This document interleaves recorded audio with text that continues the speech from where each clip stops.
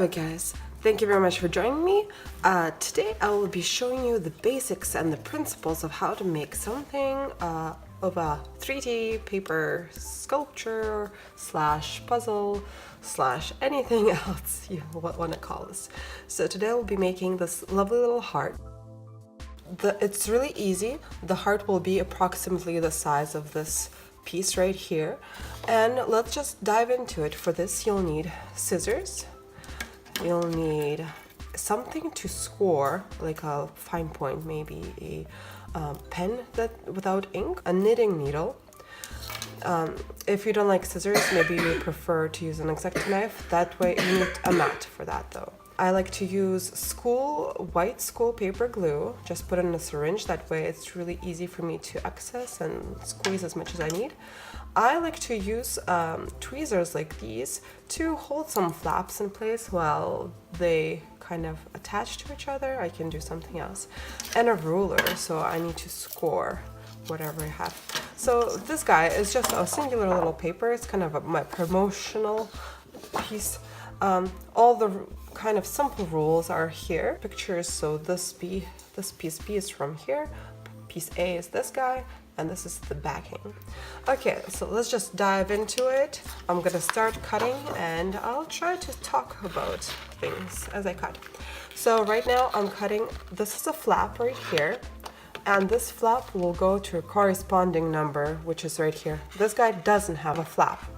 So one has a flap, the other one doesn't. It goes for every single number.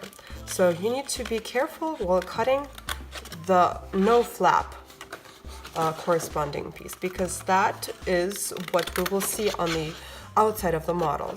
So the flaps can be as messy as you like. For instance, right here, I just made it bigger. But the angle of them going up like a hill, I'll show you right, like this one. It's just there to make it easier while assembling. If it was just straight 90 degrees, it wouldn't be as easy to do. Alright, so I'm just gonna continue cutting, and probably I'll do it in fast motion for you guys for now, and then I'll come back when I'm done.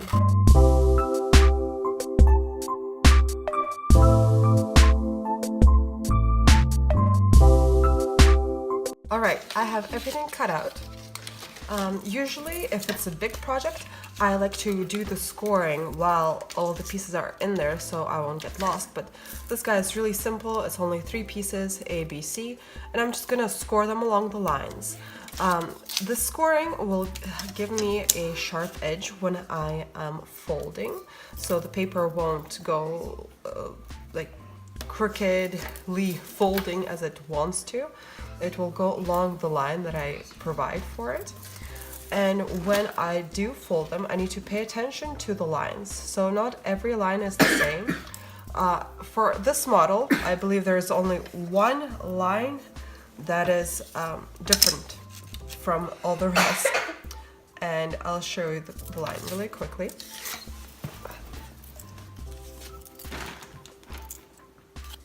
So, as you can see here, there is dotted lines, and here there is a dot slash line. So this is a special line. Make sure to keep your eye out on that. So for this line, when I finish the scoring, I'll give you a look of how to fold that one.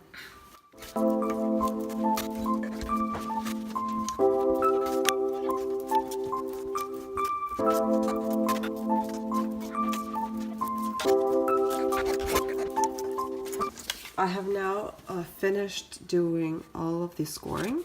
It's sometimes really hard to see where you scored and where you didn't.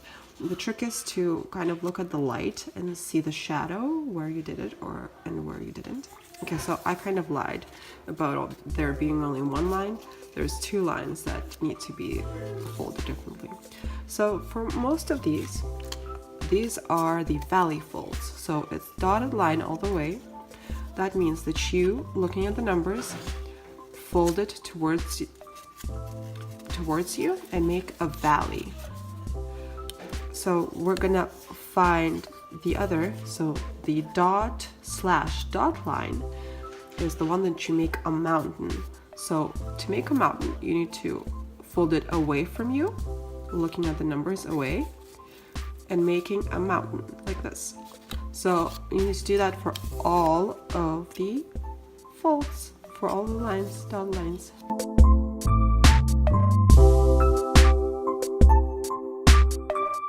Okay, I'm such a liar. There is another one here. So right here, there's 2 more lines like this. So see, don't just blindly trust me. Look at the model, look at the paper, trust the paper. Okay, I'm almost done with these guys. Soon we're gonna do the gluing part, and that's 13 minutes right here on the clock for me.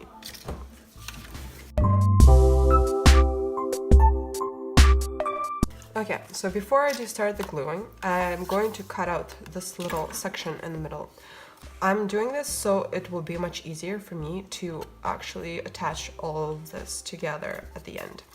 So I could actually put my fingers inside the model to give it additional support from within the model, so the glue can adhere it to the paper properly. If you don't want to hang your model, or you want the backing to be pretty, you can always take the same paper, just trace this around, cut it out, and then glue to cover the whole, or maybe make a heart of a different color and glue that on afterwards. I'm going to take my glue, I haven't used it in a while, gonna clear out the little nozzle. As I stated in these rules right here, I said to start with piece A and start gluing 24, 23, and then we'll continue with the rules from there. It doesn't matter where you put the glue on the piece or the number. Just for my mental sake, I just prefer to do it on the number where there is no flap, because you might put it on a different side of the flap, and then that way you just have messy fingers. Oh yes, by the way, wash your hands. Washing your hands will prevent the paper from absorbing oils from your hands and being dirty afterwards. If it does turn out dirty, you can spray paint it. There's no problem. Okay, so right here it's glued. I use my needle also to just spread the glue around a little bit, just so it's thinner coating. That way it dries faster. So I usually hold for about 10 seconds, and that should do the trick. Okay, so now, if I follow my own rules, you can now attach part B to part A. The counterpart's numbered 25. So I'm looking, here you go, 25 is right here. I need to find a 25 on this guy. So it is right here. So I'm just gonna attach them like so. I decided to do it this way because it's a really kind of a long and a wide part that, well, when you glue them together, it will be kind of a really tough anchor. Sorry for all the coughing and the laughter in the background. Those are my kids. It's a snow day for us in Victoria. We're really bound by snow and can't get out, but that's okay. All right, so okay, holding 1, 2, 3, 4, 5, 6, 7, 8, 9, 10. Good. Continue around. So now go to 16, 15, 17, 14, and then just go around like this in a row.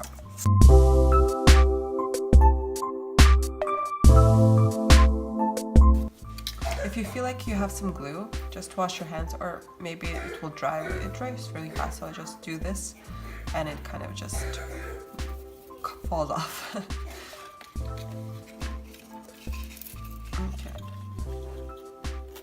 The other point of using a needle to spread out glue, sometimes we just don't have the space to put like the whole thing in there, right? So just put the needle in there underneath and just spread some glue around. So it's really easy. Sometimes I don't even wait for 10 seconds. It's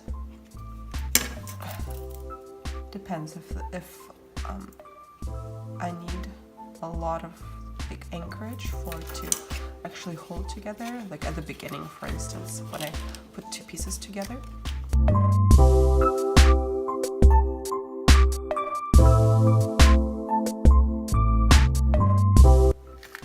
Alright, and that's it. You've created the shell for the heart. Now all we have to do is attach it to the backing, and then you'll have a heart. Yay! From number 3, just because it's a really tough kind of a little angle right here to do it afterwards. So let's just do it right now. Okay, so put the glue. Put a little bit too much, so I'm just gonna scrape it. And sometimes, like when I can't press it against the table, I like to use ruler. Just put it underneath and just apply pressure with my thumb on the other side against the flat ruler, and that helps a lot. Hopefully I'm not covering most of it with my hands.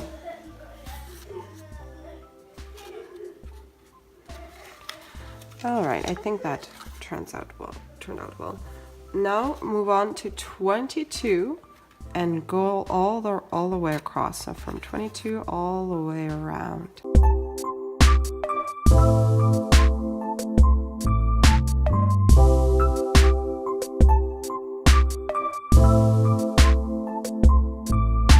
Now it's getting really tough to put my fingers like inside.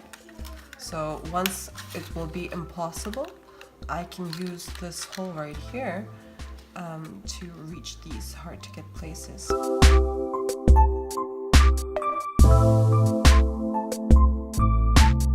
Now you can see that I'm using this little hole for me to squeeze these two together.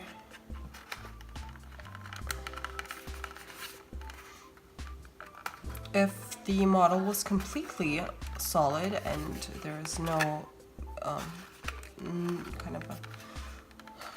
no chance to make a hole like this, so for instance if it's a stand-up sculpture of some sort, then I would actually use a sewing needle, which is much thinner than this. I would put it in one of these sections like this and then apply pressure from within like so. It's just this one is too fat for to show, but I would go in through here and just apply pressure. Okay, so now we are almost done, you guys. Thank you very much for staying tuned and watching this whole way through. Maybe you're making it with me. If you are, comment below, or maybe send me an image of it via Instagram. Direct message. I would love to see how it turned out.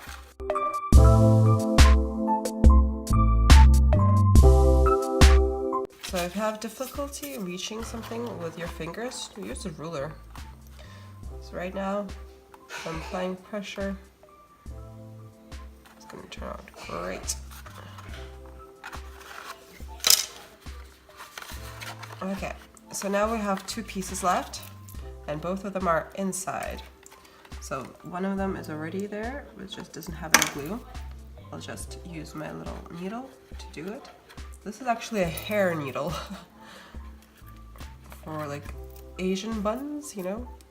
I bought it at Chinatown in Vancouver. I'm pretty sure you can use maybe a toothpick,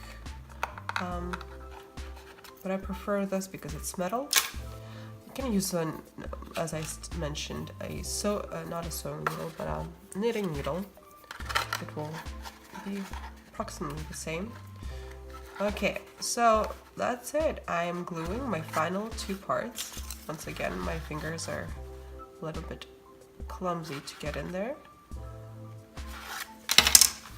That's it, you guys. We are done with our little hearts. So let me see how much time. Okay, so 30 minutes on the clock, but I was taking my time explaining to you. Usually it would maybe be 20 minutes for me to do it all by myself without any extra anything. So here we go. I hope you guys enjoyed this video. Hope it was very informative for you guys. And please stay tuned for more videos. Go check out my Instagram page. I do a bunch of giveaways, and yeah. Thank you. Heart. Okay, this is so complicated.